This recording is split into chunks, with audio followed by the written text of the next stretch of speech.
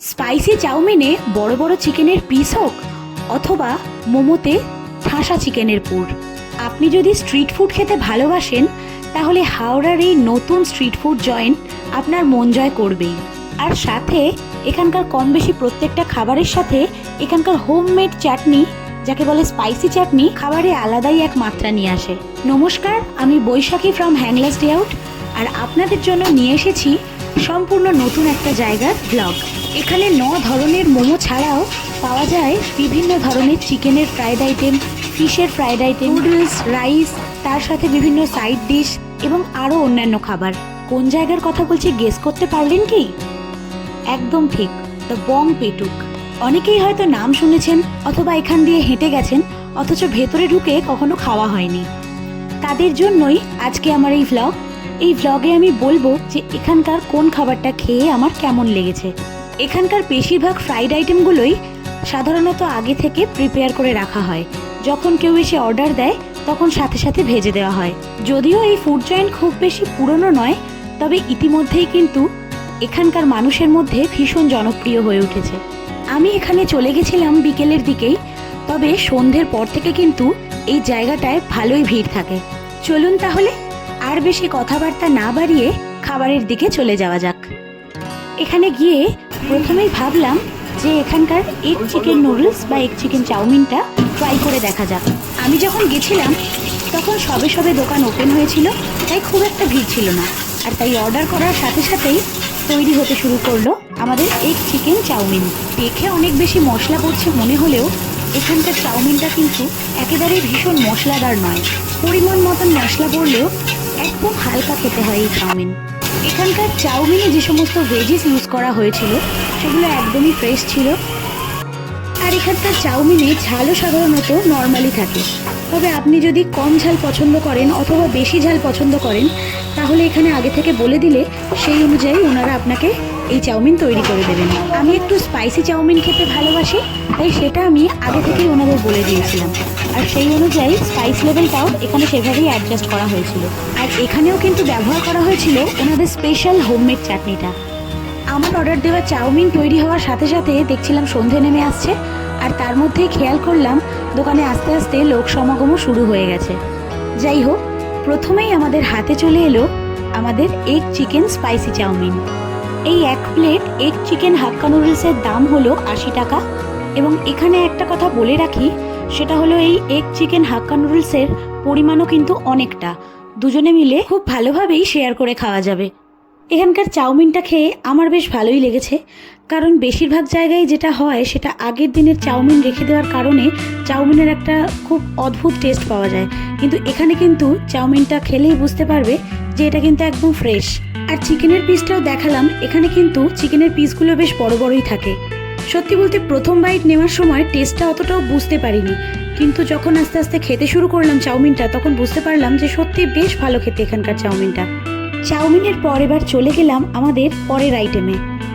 পরের আইটেম বলা ভুল হবে, কারণ একটা প্লেটেই নিয়ে নিয়েছিলাম পরপর অনেকগুলো আইটেম। একটা একটা করে খেয়ে ভালো করে বুঝে ভিডিও করার জন্যই এই ব্যবস্থা। প্রথমে প্লেটটা একবার আপনাদের ভালোভাবে দেখিয়ে দিই, তারপরে বলবো এখানে কি কি রয়েছে।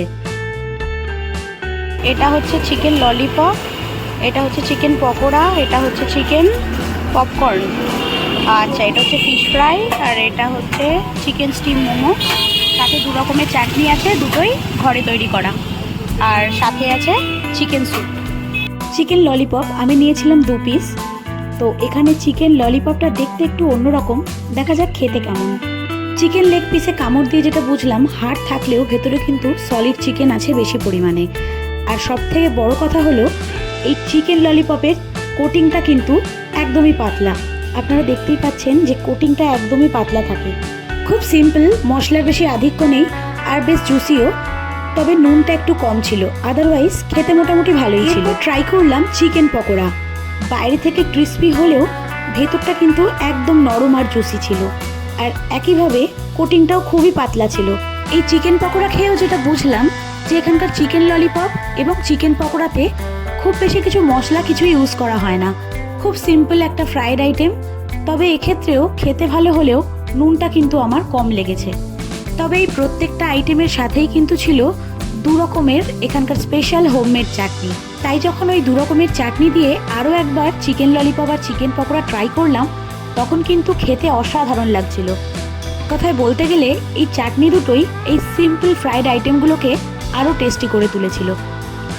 এবার আমাদের পরবর্তী আইটেম ছিল ফিশ ফ্রাই। এমনিতে দেখে তো ভালোই মনে হচ্ছিল, তবে খেতে কেমন হবে তখনও বুঝতে পারছিলাম না। একদম গরম গরম ফিশ ফ্রাই ভাঙার পর বুঝলাম যে এটা বেশ মুচমুচে, কিন্তু মুচমুচে হলেও এটা কিন্তু বেশ সফট। এই ফিশ ফ্রাইয়ের সাথে ছিল কাসুন্দি, তাই ভাবলাম প্রথমে একটু কাসুন্দি দিয়ে খেয়ে দেখা যাক। আর ফিশ ফ্রাইটা হাতে নিতেই কিন্তু বারবার ভেঙে যাচ্ছিল, অর্থাৎ খুবই নরম ছিল। ফিশ ফ্রাইয়ের ভেতরে মাছের ফিলেটা একটু কম মনে হলেও টেস্টের দিক থেকে কিন্তু ছিল এখানকার one of the best item. এটা কিন্তু খেতে সত্যিই বেশ ভালো ছিল। ফিশ ফ্রাই খাওয়া শেষ হলে এরপর আমরা চলে গেলাম আমাদের পরবর্তী এবং লাস্ট আইটেমে, সেটা হলো এখানকার চিকেন স্টিম মোমো। এই চিকেন স্টিম মোমোর সাথেও কিন্তু থাকে এই দু রকম স্পাইসি চাটনি। আর এই চিকেন মোমোর পুরটাও হয় একেবারে সলিড চিকেনের পুর, ভেজিস থাকলেও সেটা খুবই কম। আর টেস্টের দিক থেকে যদি বলতে হয় তাহলে বলবো এটা এখানে আমার খাওয়া থার্ড বেস্ট আইটেম। মোমোর সাথে এই চিকেন স্যুপটাও কিন্তু আমার বেশ ভালো লেগেছিল। বড় বড় চিকেনের পিস ছিল, ভেজিসও ছিল। আর সত্যি বলতে মোমোর সাথে গরম গরম স্যুপ খেতে কার না ভালো লাগে। তবে এই স্যুপটায় চিকেনের থেকে ভেজিসের টেস্টই আমি বেশি পেয়েছি।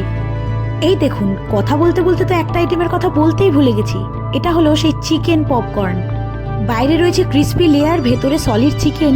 এটা কিন্তু আমার তরফ থেকে একটা মাস্ট ট্রাই আইটেম। সবাইকে এই চিকেন পপকর্নটা অবশ্যই রেকমেন্ড করব। খাওয়া পর্ব মোটামুটি শেষ, চলুন তাহলে এক এক করে দামগুলো বলে দিই। চিকেন ললিপপ এক পিসের দাম 25 টাকা এবং দু পিসের দাম 50 টাকা। চিকেন পকোড়া এক পিসের দাম 15 টাকা এবং দু পিসের দাম 30 টাকা। 10 পিস চিকেন পপকর্নের দাম 50 টাকা। এক পিস ফিশ ফ্রাইয়ের দাম 60 টাকা এবং 5 পিস চিকেন মোমোর দাম 40 টাকা। আপনাদের সুবিধার্থে দ্য বং পেটুকের পুরো মেনুটা আমি এই ভিডিওতে অ্যাড করে দিলাম। এইখান থেকে আশা করি এখানকার যে কোনো আইটেমের দামই আপনারা সহজে দেখে নিতে পারবেন। একদিন ইচ্ছে রইল এখানকার বাকি খাবারগুলো এসে ট্রাই করার। ভিডিওটা প্রায় শেষের দিকে, তাই ঠিকানাটা চট করে একটু শেয়ার করে দিই। দ্য পেটুক বং হাওড়া শ্যামাশ্রীর একদম কাছেই সিমলা বিরিয়ানির পাশে। নতুন রাস্তা থেকে হাওড়া ময়দানের দিকে যেতে গেলে আপনার একদম ডান দিকে পড়বে। আপনি যদি এখানে আগে গিয়ে থাকেন তাহলে দ্য পেটুক বংয়ে আপনার অভিজ্ঞতা কেমন কমেন্টে জানাতে ভুলবেন না। আর আমার আজকের ভ্লগটা আপনাদের ভালো লাগলে অবশ্যই লাইক কমেন্ট শেয়ার করে দেবেন। আবার খুব তাড়াতাড়ি আসবো একটা দারুণ ভ্লগ নিয়ে। ততক্ষণের জন্য টাটা।